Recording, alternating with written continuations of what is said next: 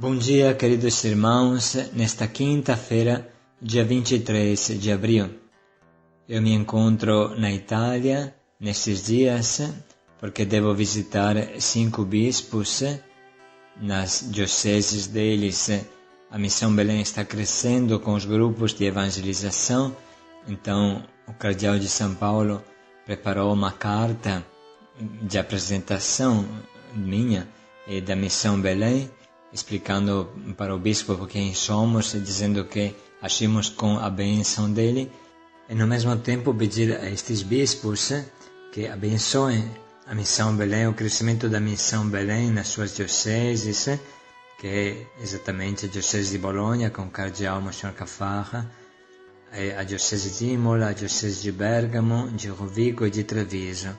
E peço orações para vocês também, para que este encontro possa ser sereno, possa ser claro também, e possamos continuar com a bênção de cada um destes bispos. A Cassuda está no Brasil, mas ela continua neste diário também, gravando a parte dela do Brasil, e depois se junta, e assim, para vocês chegaremos juntos. Bom dia, queridos irmãos e irmãs. Neste dia de hoje meditaremos o Evangelho de São João, capítulo 6, versículos de 44 a 51. Eu sou o pão da vida. Quem come desse pão viverá eternamente. Nesses dias, a liturgia nos doa a reflexão sobre a Eucaristia. Para entender esse mistério, precisamos lembrar sempre que a Eucaristia contém Jesus no seu supremo sacrifício da cruz. O Evangelho de hoje ilumina esse mistério. Jesus não dá algo para nós, mas nos ama tanto que se dá a si mesmo para nós. Jesus nos ama tanto que seu supremo desejo é se deixar devorar por nós, se entregar a nós, corpo, sangue e alma, coração, mente, tudo de si Jesus coloca no meio dos nossos dentes. A Eucaristia é definida sacramento da esponsalidade, por essa entrega recíproca e suprema com cada um de nós. O Senhor esteja convosco. Ele está no meio de nós. Proclamação do Evangelho de Jesus Cristo segundo João. Glória a vós, Senhor. Naquele tempo, Jesus disse: Ninguém pode vir a mim se o Pai que me enviou não o atrair, e eu o ressuscitarei no último dia. Está escrito nos profetas: todos serão discípulos de Deus. Ora, todo aquele que escutou o ensinamento do Pai e o aprendeu, vem a mim. Ninguém jamais viu o Pai, a não ser aquele que vem de junto de Deus.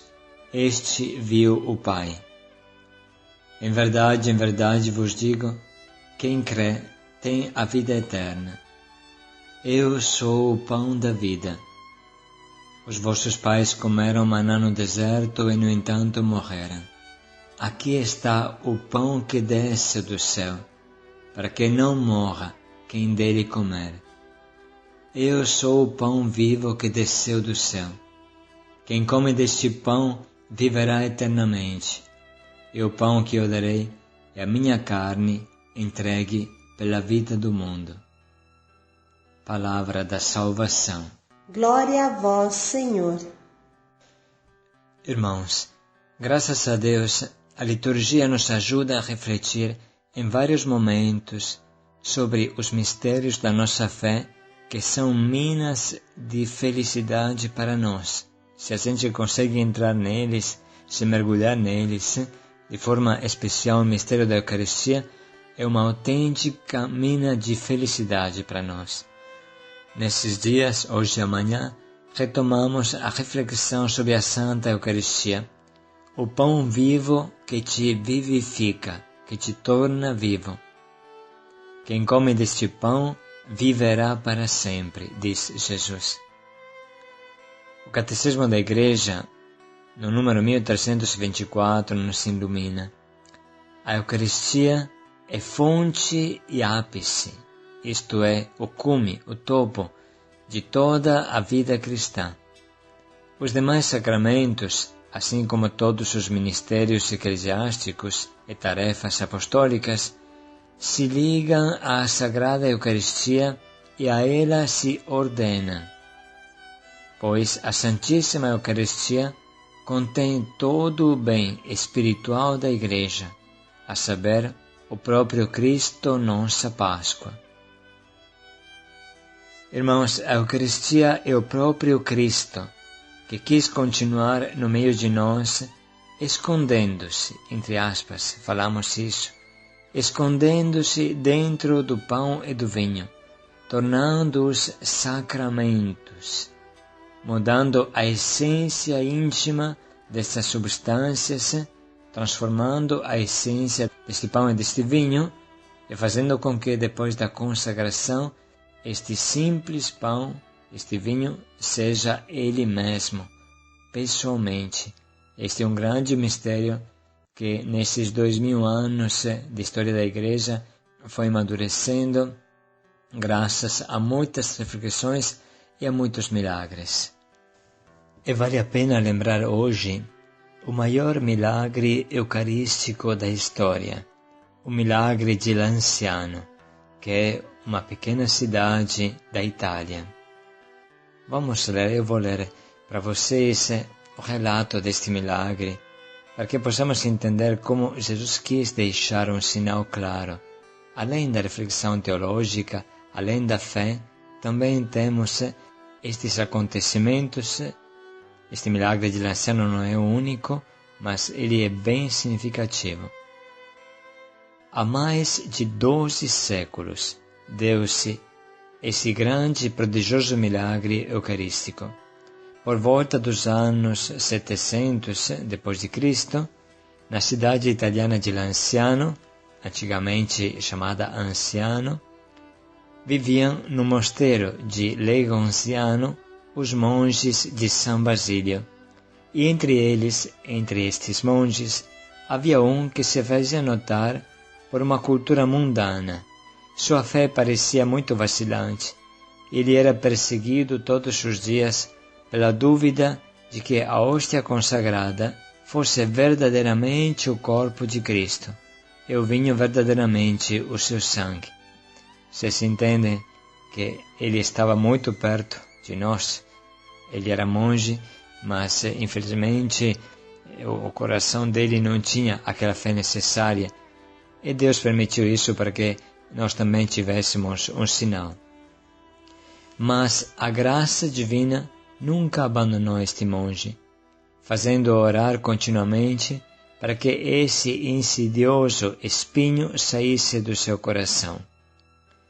Foi quando, certa manhã, celebrando a Santa Missa, mais do que nunca atormentado pela sua dúvida, após proferir as palavras de consagração, ele viu a hóstia converter-se em carne viva e o vinho em sangue vivo. Ele percebia que era algo de totalmente sobrenatural. Até que, em meio à transbordante alegria e o rosto banhado em lágrimas, voltou-se para as pessoas presentes e disse: ó bem-aventuradas testemunhas, diante de quem, para confundir a minha incredulidade, o Santo Deus quis desvendar-se nesse santíssimo sacramento e tornar-se visível aos vossos olhos. Vinde, irmãos, e admirai o nosso Deus que se aproximou de nós. Eis aqui a carne e o sangue do nosso Cristo muito amado. A estas palavras, os fiéis se precipitaram para o altar e começaram também a chorar e a pedir misericórdia. A hóstia carne apresentava-se, como ainda hoje podemos observar, com uma coloração levemente escura, tornando-se rosa quando era iluminada do lado oposto, e tinha uma aparência fibrosa. O sangue era de cor terrosa entre o amarelo e o ocre, coagulado em 5 fragmentos de forma e tamanho diferentes. Mas não terminou aqui. A partir do 1713 até hoje, a carne passou a ser conservada numa custódia de prata e o sangue num cálice de cristal. Aos reconhecimentos eclesiásticos do milagre, a partir do 1574, veio juntar-se o pronunciamento da ciência moderna, através de minuciosas e rigorosas provas de laboratório. Foi em novembro de 1970 que os frades menores conventuais decidiram, devidamente autorizados, confiar a 2 médicos de renome profissional e de idoneidade moral a análise científica das relíquias. Para tanto, convidaram o Dr. Odoardo Linoli, chefe de serviço dos Hospitais Reunidos de Arezzo e livre docente de Anatomia e Histologia Patológica, ajudado pelo professor Ruggero Bertelli, professor emérito de Anatomia Humana Normal na Universidade de Siena, para examinar a matéria deste milagre. Após alguns meses de trabalho, exatamente no dia 4 de março de 1971, os pesquisadores publicaram o relatório, contendo o resultado das análises. A carne é verdadeira carne, e o sangue é verdadeiro sangue. A carne é do tecido muscular do coração, miocárdio, endocárdio e nervo vago. A carne e o sangue são do mesmo tipo sanguíneo AB que pertencem à espécie humana. Coincidência extraordinária é o mesmo tipo de sangue AB encontrado no Santo Sudário de Turim. E o que é mais espantoso, o que surpreendeu os cientistas e nós também, trata-se de carne e sangue de uma pessoa viva, que está vivendo atualmente, pois este sangue é como se tivesse sido retirado na mesma hora, no mesmo dia em que foram feitos os exames. Passaram 1.200 anos, quase 1.300 anos, e o sangue está vivo. E o Verbo se fez carne.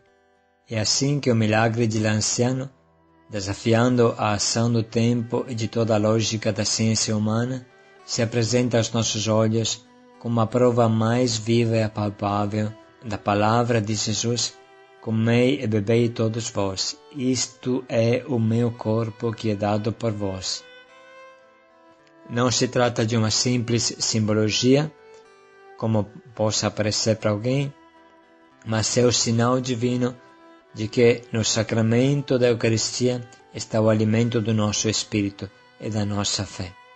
Aquele que come a minha carne e bebe o meu sangue tem a vida eterna, e eu ressuscitarei no último dia. É impressionante e maravilhoso o modo que Deus tem de agir. Jesus nos fala com as palavras, com os fatos, nos ilumina profundamente no coração.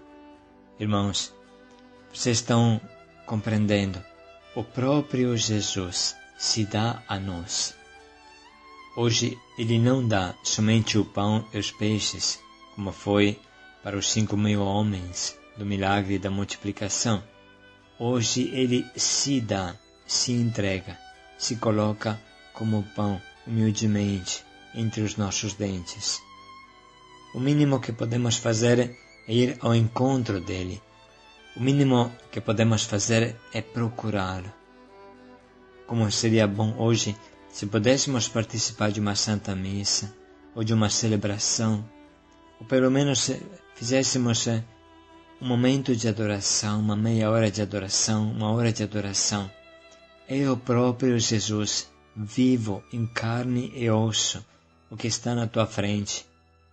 A forma é do pão e do vinho, mas a verdade e a realidade profunda, realmente, você está na frente do próprio Jesus. O mesmo Jesus que Maria Madalena admirava como mestre e amava como Senhor.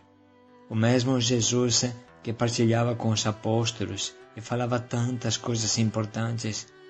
É o próprio Jesus. A Ele você pode falar a dor do teu coração. A Ele você pode entregar aquelas dúvidas que você tem, aquelas angústias que tanto te perseguem. É maravilhoso, irmãos, ter a presença de Jesus e viver com Ele sempre. Como Ele prometeu no Evangelho de Mateus, no capítulo 28, eu estarei com vocês sempre, sempre. A Eucaristia é o modo mais forte que Jesus tem para ficar perto de cada um de nós.